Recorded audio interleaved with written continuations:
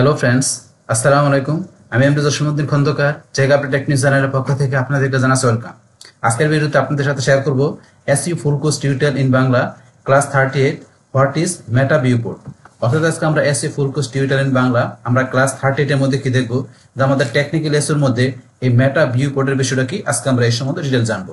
এখন আমাদের এই মেটা ভিউপোর্ট ছাড়াও টেকনিক্যাল এসইউর যে অন্যান্য বিষয়গুলো আছে সেই সমস্ত বিষয়গুলোর উপর কিন্তু আমার চ্যানেলে পার্ট বাই পার্ট ভিডিও আছে, আপনার চ্যানেল সেই ভিডিওগুলো আমার চ্যানেল থেকে দেখতে পারেন। তাছাড়া কিভাবে একটা ল্যান্ডিং পেজ ডিজাইন করতে হয়, এমনকি ই কমার্স স্টোর বা ই কমার্স ওয়েবসাইট তৈরি করতে হয়, তার উপরে কিন্তু আমার চ্যানেলে পার্ট বাই পার্ট ভিডিও আছে, আপনার চ্যানেল সেই ভিডিওগুলো সার্চ দিয়ে আমার চ্যানেল থেকে দেখতে পারেন। এমনকি আপনারা যদি আমার প্লেলিস্টে আসেন, প্লেলিস্টে আসার পর আপনারা এখানে এসইউ, তারপর ও কমার্স, এলিমিনেটর, ওয়ার্ডপ্রেস, ব্লগার, তাছাড়াও ডিজিটাল মার্কেটিং এর আরো বিভিন্ন বিষয়ের উপর বিভিন্ন টাইপের প্লেলিস্ট করা আছে। তো এই প্লেলিস্ট থেকে ভিডিওগুলো দেখলে আপনারা ডিজিটাল মার্কেটিং এর উপর আরো অনেক কিছু জানতে পারবেন। আচ্ছা, যাই হোক, তাহলে চলুন আমাদের আজকে ভিডিও আমরা শুরু করি। তাহলে আজকে বলছি কি, আমাদের এখানে এই টেকনিক্যাল এসইউর মধ্যে আমাদের যে আরেকটা ইম্পর্টেন্ট বিষয় আছে, কোনটা? এই মেটা ভিউপোর্ট। আজকে আমরা এই সম্বন্ধে জানবো। তো এখানে এই মেটা ভিউপোর্ট এটা আমাদের কি, প্রথমে আমরা জানি তো এই মেটা ভিউপোর্ট হচ্ছে একটা এইচটিএমএল ট্যাগ, যেটা মোবাইল এবং ট্যাবলেটের মতো ছোট স্ক্রিনে ওয়েবসাইট কিভাবে দেখাবে সেটা নিয়ন্ত্রণ করে। তাহলে আমরা কিন্তু স্পষ্টভাবে বুঝতে পারলাম যে মেটা ভিউপোর্টটাকে একটা এইচটিএমএল ট্যাগ, যেটা কি কাজ করে, আমাদের মোবাইল এবং আমাদের ট্যাবলেটের মতো যে ছোট স্ক্রিনটা আছে, যে মোবাইল আর ট্যাবলেটের যে আমাদের যে ডিভাইসটা আছে সেইটার স্ক্রিনের মধ্যে আমাদের ওয়েবসাইটটা মানে কিভাবে দেখাবে সেটা নিয়ন্ত্রণ করা হয়েছে এই মেটা ভিউপোর্ট। তারপর এখানে উদাহরণ একটা দেওয়া আছে কিরকম, এই যেখানে যে মেটা ভিউপোর্টের কোডটা কিরকম থাকে। তো যে মেটা নেম, তারপর viewport content with as a device with, তারপর ইনিশিয়াল স্কেল ইকুয়াল 1.0। তো এখানে এই কোডটার মাধ্যমে কি বোঝানো হয়েছে, এখানে নিচে সুন্দর করে বাংলা লেখা আছে। তো আমরা একটু পড়ি, উইথ, এখানে ডিভাইস, এখানে উইথ। তাহলে এখানে এই যে উইথ ডিভাইস উইথ, এখানে এই অংশটুকু দ্বারা কি বোঝানো হয়েছে, এখানে এটুকু বোঝানো হয়েছে এই ব্রাউজারের স্ক্রিনের প্রস্থ অনুযায়ী কন্টেন্টের প্রস্থ নির্ধারণ করে। অর্থাৎ যেই ডিভাইসে খোলা হোক না কেন, কন্টেন্ট স্কিল অনুযায়ী অ্যাডজাস্ট হবে। তো এখানে কি বোঝানো হয়েছে বিষয়টা, যেমন এখান থেকে আমি যদি আমার ওয়েবসাইটে আসি, আসার পরে এখন বর্তমানে ধরুন এখানে কিন্তু আমার ওয়েবসাইটটা আমি যেহেতু ডেস্কটপ থেকে দেখতেছি, তাহলে আমার এখানে এই ডেস্কটপ স্ক্রিনের মধ্যে কিন্তু এখান থেকে এরকম দেখাচ্ছে, এখন এরকম দেখাচ্ছে। কিন্তু যখন এই সেম সাইটটাই মনে করেন যে এখন যে কোনো ডিভাইস হতো, ট্যাবলেট বা মোবাইলের যে কোনো ইয়া থেকে দেখা হোক না এখন ওয়েবসাইটটা, সেই ক্ষেত্রে কি করবে, ওই ডিভাইসের মধ্যে উইথটা যতটুকু আছে, ট্যাবলেটের মধ্যে উইথ যতটুকু আছে বা ওই মোবাইল ডিভাইসের যতটুকু উইথ আছে, ওই পুরো উইথের মধ্যে কিন্তু আমাদের ওয়েবসাইটে ততটুকু অটোমেটিক্যালি এখানে কি হবে, কম্প্রেস হয়ে সেইটুকুর মধ্যে ওয়েবসাইট সুন্দরভাবে দেখা যাবে। মানে কি হবে, এখানে যে ডেস্কটপে যেরকম বা ল্যাপটপে যেরকম ভাবে দেখতে পাচ্ছি আমরা এই ওয়েবসাইটটা, ঠিক সেম ভাবে মানে ট্যাবলেট বা মোবাইলের যে কোনো ডিভাইসের মধ্যে এই ওয়েবসাইটটা দেখা হোক না কেন, সেই ক্ষেত্রে কি হবে, যে সেখানে যে কি করবে, এখানে কম্প্রেস হয়ে এখানে সুন্দরভাবে সেখানে উইথটা সুন্দরভাবে কিন্তু কি করবে, সেই ডিভাইসের মধ্যে শো করবে। হয়তোবা এখানে ইগুলা ছোট ছোট দেখা যাবে, তো বাটন ছোট দেখা যাবে, লেখাগুলো টেক্সটগুলো ছোট দেখা যাবে, ইমেজ ছোট দেখা যাবে, কিন্তু সেখানেও কম্প্রেসে সুন্দরভাবে সেট হয়ে যাবে এবং সুন্দরভাবে ওয়েবসাইটটা সেই মোবাইল বা ট্যাব ডিভাইসের মধ্যে দেখা যাবে। তো এই বিষয়টা কিন্তু এই যে এখানে বলছে যে আপনার উইথ ডিভাইস উইথ, এই বিষয়টা। তারপর আরেকটা বিষয় আছে এখানে, ইনিশিয়াল স্কেল 1.0। তো এটা কি বলছে, তো এটা হচ্ছে পেজে প্রথমবার লোড হওয়ার সময় জুম কতটুকু থাকবে সেটা বলে। এখন 1.0 মানে জুম নেই, 100% স্কেল। তো এটা হচ্ছে এখানে ইনিশিয়াল স্কেল 1.0, মানে এখন ইনিশিয়াল বলতে যখন প্রথমবার কি হবে, লোড হবে ওয়েবসাইটটা, তখন এখানে যে মানে স্কেলটা কি থাকবে, এখানে কোনো কিছু আপনার স্কেলে যে বলছে এখানে কি, সেটা আপনার জুম কতটুকু থাকবে সেটা বলে। মানে এখানে 1.0 মানে কোনো জুম থাকবে না, মানে 100% স্কেল থাকবে। এখানে যখন প্রথমবার লোড হবে, সেটা যে কোনো ডিভাইসে হোক না কোনো, ট্যাবলেট বা মোবাইলের যে কোনো ডিভাইসে, সেই ক্ষেত্রে কি 100% এখানে ধরেন যে কি আপনার স্কেলটা ঠিক থাকবে, এখানে কোনো নির্ধারিত কোনো জুম থাকবে না। মানে যেটা ডিফল্ট যেটা থাকে 100% স্কেল, সেই অনুযায়ী এখানে মানে প্রথমবার লোডটা সেইভাবে এখানে দেখাবে ওয়েবসাইটটাকে। তো এই বিষয়টা বলছে এখানে। বাস, এখন ধরেন আমরা এইটুকু জানার পরে এটা আমাদের এই যে কেন দরকার, এই মেটা ভিউপোর্টটা কেন দরকার এটা আমরা পড়ি। যখন ওয়েবসাইট রেসপন্সিভ ডিজাইন ফলো করে, তখন এটা ব্যবহার করা জরুরি। না হইলে মোবাইল ওয়েবসাইট ছোট ভাঙা বা খুব ছোট বা ভাঙা দেখাতে পারে। মানে এখন আমাদের কি একটা ওয়েবসাইট আমরা যখন করি, সেখানে ধরুন আমাদের মোবাইলের ট্যাবলেটের মধ্যে আমাদের সেই ওয়েবসাইটটা কি করতে হয়, রেসপন্সিভ করতে হয়।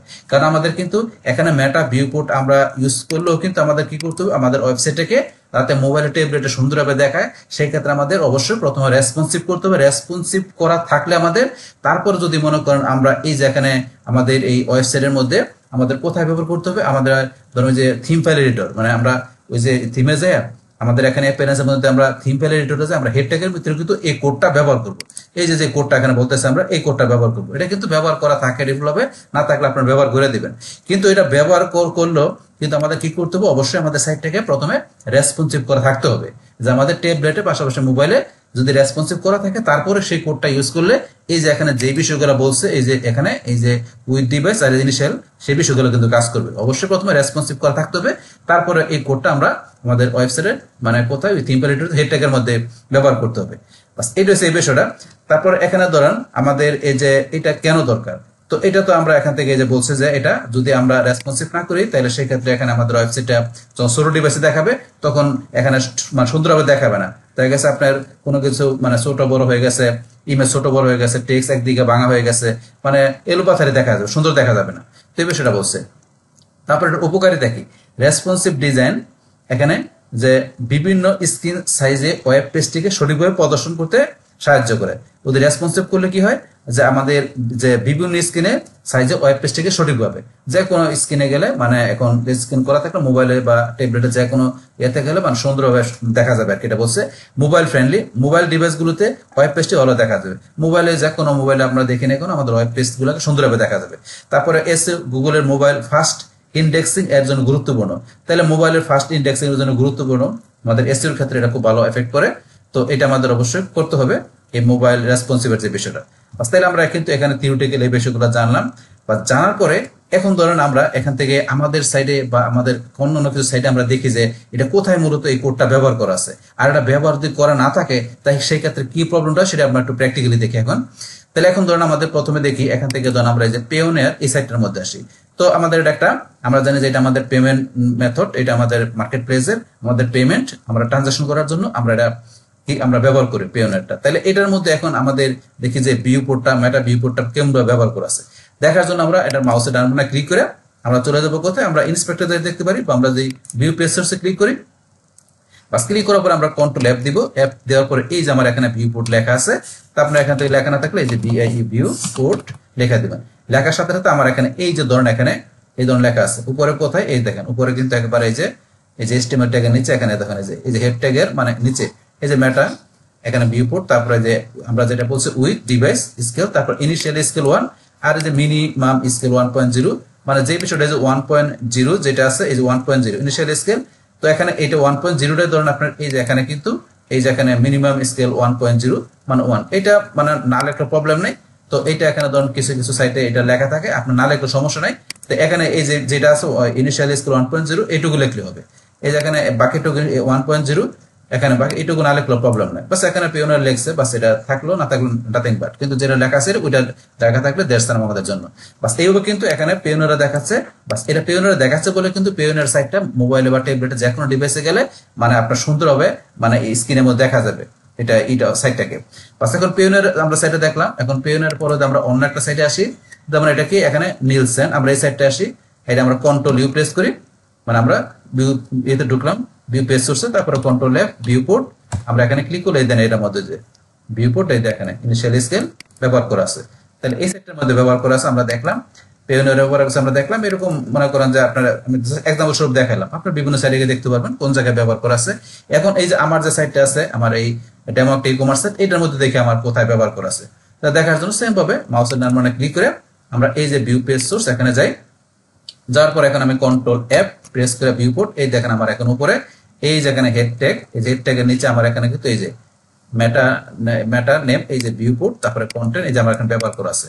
তো এখন এটা ব্যবহার করা আছে বলে আমার সাইটের মধ্যে এখন আমার এই সাইটটা কিরকম দেখা যায়, এটা যেহেতু ব্যবহার করা আছে তাহলে ব্যবহার করা যখন আমার আছে তখন আমার সাইটটা আমি ট্যাবলেটে মোবাইলে গেলে কেমন দেখা যায় সেটা দেখার জন্য আমি যদি আমার এই যে এখান থেকে ধরুন আমার সাইটে আসি, আসার পর এখান থেকে মাউসের ডান বাটনে ক্লিক করি, করার পর আমি ইন্সপেক্টে যাব, আমি ইন্সপেক্টে যাই, বাস ইন্সপেক্টে এখানে গেলাম, বাস ইন্সপেক্টে যাওয়ার পরে এখন আমাকে এখান থেকে ধরেন যে কোথায় আসতে হবে, আমাকে এই মোবাইলের অপশনে যাওয়ার জন্য এই যে এখান থেকে ধরেন আমি এই যে এখানে ক্লিক করি টগল ডিভাইস টুলবার এই যে অপশনটা দেওয়া আছে, অথবা কন্ট্রোল শিফট এম প্রেস করলে হবে, এখানে ক্লিক করলে তখন এই যে এইভাবে চলে আসছে, এই যে দেখাচ্ছে এখানে যে ডেস্কটপের মতো চলে আসছে। আবার যদি এখানে ক্লিক করি, ক্লিক করলে কিন্তু যেটা আমার ডিফল্ট ছিল এই যে মোবাইলে চলে আসছে।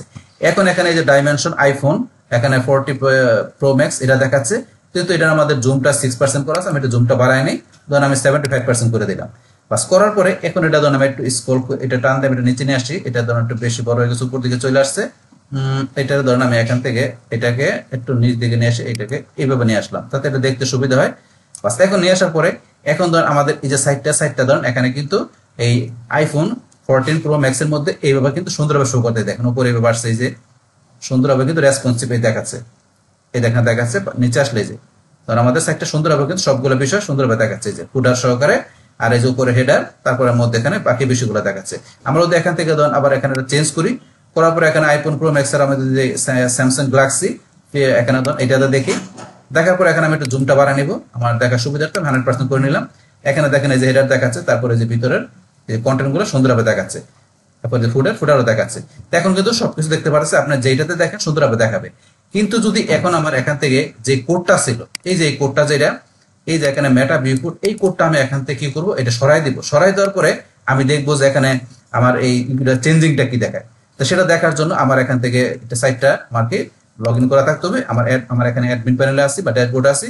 এখান থেকে থাকাকালীন সময় এই কোডটা কোথায় আছে, এই যে কোডটা, সেটা আমাদের এখান থেকে আসার পর আমরা চলে যাব এই যে অ্যাপিয়ারেন্স অপশনে। অ্যাপিয়ারেন্স থেকে আমাদের এই যে থিম প্যালেট এডিটরে ক্লিক করব। বাস থিম প্যালেট এডিটরে ক্লিক করার পরে এখন আমরা এই যে এখান থেকে কোথায় চলে আসবো, তো এখান থেকে আমাদের এই যে যেটা আমাদের দেওয়া আছে বর্তমানে যেই থিমটা, এই থিমটা এখানে এই যে টপ স্টোর, এই থিমটা। তাহলে এখান থেকে আমরা নিচ দিকে আসবো, আসার পরে header.php, এই যে header.php তে ক্লিক করি। এটা না, আমাদের header.php টা না, আমাদের এখান থেকে আমি index.php তে ক্লিক করে ফেলাইছি। এখন আমার header.php তে ক্লিক করতে হবে। আমরা এখান থেকে এই যে দেখি কোথায়, এই যে header.php, আমি header.php তে ক্লিক করলাম। বাস ক্লিক করার পরে এখন এখান থেকে ধরুন আমি একটু নিচ দিকে আসতে হবে। আসার পরে ধরুন এই যে আমার এখানে ধরুন যে হেড ট্যাগ, এই যে হেড ট্যাগের নিচে আসলে আমার এখানে এই যে ধরুন এখানে কোডটা দেওয়া আছে, এই যে এখানে কোডটা দেওয়া আছে। তাহলে এখানে আমি একটু জুমটা বড় করি, একটু বড় করলাম, এই দেখেন এখানে কিন্তু একটু বড় করে নিচ্ছি দেখানোর জন্য। এই যে আমার ভিউ কোড, এখানে কোডটা ব্যবহার করা আছে। তাহলে এখন যদি মনে করেন আমি কি করি, এই কোডটা এখান থেকে আমি সিলেক্ট করে আমি কি করলাম, এই কোডটা এখান থেকে ধরুন আমি একটু Ctrl+X দিয়ে কাট করলাম। কাট করার পরে এখন যদি মনে করেন আমি এখান থেকে আপডেট ফাইলে ক্লিক করি, ধরেন আমি আপডেট করে দিলাম। বাস এই ফাইলটা আপডেট করলাম, আপডেট হচ্ছে, একটু সময় আপডেট হয়ে গেল। এখানে কিন্তু ফাইল আপডেট সাকসেসফুল লেখা আসে, আপনার লেখা আসে নাই, প্রবলেম নাই। তো লেখা না আসলো আমার কাছে আপডেট হয়ে গেল। তাহলে এখন আমি এটা ডিলিট করে দিয়ে বা এখান থেকে কাট করে আমি এখানে আপডেট করলাম। করার পরে এখন যদি আমি এই কোডিং আসে দেখবো, কিন্তু আমার এই যে এই কোডটা এখানে থাকবে না। এই যেটা আমি একটু রিলোড দিয়ে দেখবেন চলে গেছে। এখন এই দেন কোডটা কিন্তু নাই, এখানে চলে গেছে। তো চলে যাওয়ার পরে এখন যদি মনে করেন আমার এই যে এখানে চলে আসি, আসার পরে এখানে যদি একটা রিলোড দেই, মানে ইন্সপেক্টর যে অবস্থায় ছিলাম এখানে আমি, এখন এখানে রিলোড দিলে কিন্তু দেখবো এখান থেকে এই যে বিষয়গুলো সুন্দরভাবে দেখাচ্ছে, এগুলো কিন্তু থাকবে না, এলোমেলো হয়ে যাবে। আমি দেখাচ্ছি প্র্যাকটিক্যালি, আমি এখানে একটু রিলোড দিচ্ছি।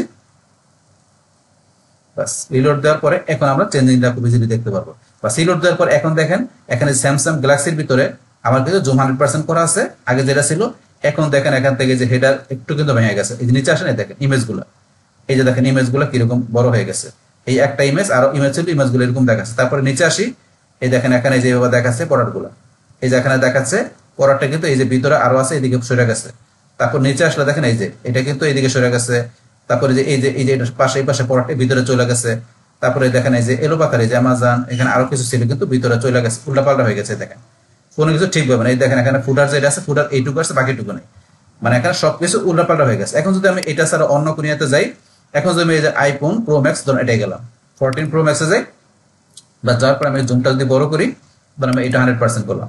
করার পরে দেখেন এখানে কিন্তু এই দেখেন ওইটা হেডারটা কিরকম হয়ে গেছে। তারপর এটার মধ্যে কিন্তু সবকিছু আসে নাই। এখানে ধরেন যে ঠিকঠাক মতো সব আসে নাই, এই যে ফুটারে কিন্তু নাই, অনেক কিছু নেই, এইটুকু আছে, ফুটারের বাকিটুকু নেই, সব কিন্তু উল্টাপাল্টা হয়ে গেছে। তাইলে এখন এটা ব্যবহার না করলে কি সমস্যা, সেটা কিন্তু আমরা প্র্যাকটিক্যালি দেখলাম। এখন তাইলে আবার এটা সলভ করার জন্য কি আমরা আমাদের সেই কোডিংটা আবার এখানে আমরা বসাই দেই। এই যে আমাদের এখানে হেড ট্যাগের নিচে এখানে কোডটা ছিল, আমি আবার কোডটা কাট করছিলাম, কোডটা আমি পেস্ট করে দিচ্ছি। বাস কোডটা আবার বসাই দিলাম। বসাই দেওয়ার পরে এখন যদি মনে করেন আমরা এখান থেকে আবার সেটা দেই, এই যে নিচে এসে আমরা একটু আপডেট দিলাম। আপডেট দেওয়ার পরে এখন আমরা আবার এখান থেকে দেখবো যে আপডেট দিলাম। এখন ধরুন আমরা এখানে গেছে যাই, এই কোডটা এখানে চলে আসবে, রিলোড দেই। বাস আপডেট দেওয়ার পরে দেন কোডটা কিন্তু আবার এখানে চলে আসছে আমার, এই যে এখানে ভিউ পেজ চলে আসছে। এখন এখান থেকে যে আমি রিলোড দেই, তাহলে দেখবো এগুলা সুন্দরভাবে কিন্তু দেখাবে। রিলোড দেই, বাস রিলোড দিলাম। এখন দেখেন সুন্দরভাবে কিন্তু দেখেন, তাহলে আমার এখানে আইফোন 14 প্রো ম্যাক্স এর মধ্যে দেখেন হেডারটা সুন্দরভাবে চলে আসছে, আগে কিন্তু এরকম ছিল না। তারপরে এই যে দেখেন সমস্ত বিষয়গুলো এখানে সুন্দরভাবে চলে আসে, নিচ দিকে আসি, এরপরে দেখেন আমার এখানে যে আসলে কিন্তু এই যে ফুটার এটা টপ এগুলো কিন্তু ছিল না আগে, এই সুন্দরভাবে সমস্ত ফুটারটা এসে পড়ছে। এখন আমি স্যামসাং গ্যালাক্সিতে আসি, আসার পরে দেখবেন এখানে আমি জুমটা বড় করি 100% করে নিলাম। এখন এটা উপর দিকে আসে, আমি উপর দিকে আসলে আমি দেখতে পাবো সবকিছু সুন্দরভাবে দেখেন হেডারের বিষয়গুলো, এই যে ইমেজের মধ্যে যেগুলো থাকে এই যে সমস্ত বিষয়গুলো আবার আগের মতো এই যে নিচে আসলে এই যে ফুটার সবকিছু সুন্দরভাবে চলে আসলো কিন্তু। তাহলে আমরা দেখলাম এখানে যে বিষয়টার চেঞ্জিংটা কি, যে আমাদের এই মেটা ভিউপোর্ট, তাহলে এই যে ভিউপোর্টটা আমরা যেটা আছে এখানে এটা ব্যবহার করা আমাদের এটা কি সুবিধাটা কি সেটা কিন্তু আমরা এখানে প্র্যাকটিক্যালি দেখলাম। তো এটা ব্যবহার না করলে কি সমস্যা সেটা আমরা দেখলাম, বাস এখান থেকে তারপরে কিভাবে দেখতো সেটা দেখলাম। এখন ধরুন আমরা এই যে এখানে যদি আসি, আমরা তো ইনস্পেক্ট এলিমেন্ট আছে, এখান থেকে যদি আমরা মেটা ভিউপোর্টের কোডটা দেখতে চাই তাহলে দেখার জন্য কি করতে হবে, এখান থেকে আমাকে লিখতে হবে, মানে কি করতে হবে, কন্ট্রোল এফ। এই কন্ট্রোল এফটা দেওয়ার পরে আমি যদি এখন ভিউপোর্ট লিখি, ভিউপোর্ট, বাস ভিউপোর্ট লাগার সাথে সাথে এই যে ভিউপোর্ট আমার যে কোডটা, এই যে ভিউপোর্ট, এই যে কোডটা আছে এখানে দেখাচ্ছে। এখন যদি এটা আমি বড় করি, এটা আমরা একটু উপর দিকে নেই, নিলাম, এই দেখেন দেখাচ্ছে ভিউপোর্ট। তাই আমরা এখানে এই ইন্সপেক্টর এসে এগুলো দেখতে পারি, কোডও দেখতে পারি, মানে তো ভিউপোর্ট আমরা দুই জায়গা থেকে করতে পারি। কিন্তু ভিউ প্রসেস গুলো স্ক্রিনটা বড় দেখা যায়, সব কোডগুলো আমরা ইজিলি দেখতে পারি। এখান থেকে ধরুন একটা আসলে এইভাবে দেখায়, বাস এক জায়গা থেকে দেখলে হবে। বাস এখন ধরুন আমরা তো দেখলাম, পাশাপাশি এটা কি কাজটা করে, তো মেটা ভিউপোর্ট ট্যাগের কাজটা কি, তো সেটা আমাদের এখন না করলে কি সমস্যা, করলে কি সুবিধা সেগুলো জানা, পাশাপাশি বিষয়টা কি কাজ করে, তো এটা কিন্তু আমরা এখানে দেখলাম। এখন এই যে মেটা ভিউপোর্টের এই যে কোডটা আছে, এই কোডটা ধরেন আপনারা যে এখান থেকে এটা কোডটা আমাদের এটা সঠিক কোড কিনা সেটা ধরেন আমাদের একটু আমরা জাস্টিফাই করার জন্য আমরা কি করতে পারি, আমরা যদি গুগলে এসে লিখি HTML রেসপন্সিভ, আমরা যদি এই কিওয়ার্ডটা লিখি, লেখার পরে যে আপনার W3 স্কুল আপনি এই সাইটটা আসবেন, এই যে HTML রেসপন্সিভ ওয়েব ডিজাইন এখানে ক্লিক করবেন। বাস করার পর আপনার এটা HTML রেসপন্সিভ এর এই যে কোডটা কিরকম এখান থেকে আপনারা কিন্তু একটু দেখতে পারেন। HTML রেসপন্সিভ ওয়েব ডিজাইন, এই যে এখানে বিভিন্ন ডিভাইসে কিরকম দেখাচ্ছে, এই যে এইগুলো দেখেন বিভিন্ন ডিভাইসে। তারপর এখানে আসার পরে আপনার এই যে এখানে সেটিং দা ভিউপোর্ট, আপনার এখানে এই যে দেখেন কোডটা দেওয়া আছে। তাহলে আমরা যে কোডটা নিয়েছি এই যে কোডটা এক্সাম্পল এখানে দেখাচ্ছে, এখানে এই যে কোডটা এখানে দেওয়া আছে। তারপরে এগুলো একটু পড়বেন, দেখেন বিভিন্ন ডিভাইসে কি দেখাচ্ছে। আপনার W3 স্কুলসে এসে আপনি এখান থেকে এই রেসপন্সিভ আরো অনেক বিষয় দেওয়া আছে, এগুলো আপনি দেখতে পারেন এখান থেকে এই সাইটে ঢোকার পরে। তাহলে বাস এখন তাইলে আমরা আমাদের আজকের ভিডিওতে এখানে কি দেখলাম, যে আমাদের টেকনিক্যাল এর মধ্যে এই মেটা ভিউপোর্টের বিষয়টা কি, তো এটা মূলত কি কাজ করে, তো এটার আমরা কিন্তু টোটাল বিষয়টা আজকে আমরা জানলাম। বাস তাহলে এই আমাদের এখন বিষয়টা মূলত আমাদের আজকের ভিডিও। ডিয়ার ফ্রেন্ডস, আমার আজকের এই SEO full course tutorial in Bangla class 38 what is meta viewport, এই ভিডিওটা যদি আপনাদের কাছে ভালো লেগে থাকে কিংবা ভিডিও থেকে আপনারা কিছু শিখে থাকেন, উপকৃত হয়ে থাকেন, তাহলে আমার এই জেক আপডেট টেকনিক চ্যানেলটা আপনারা সাবস্ক্রাইব করবেন, লাইক করবেন, কমেন্ট করবেন এবং সবার সাথে শেয়ার করবেন। Thanks everybody.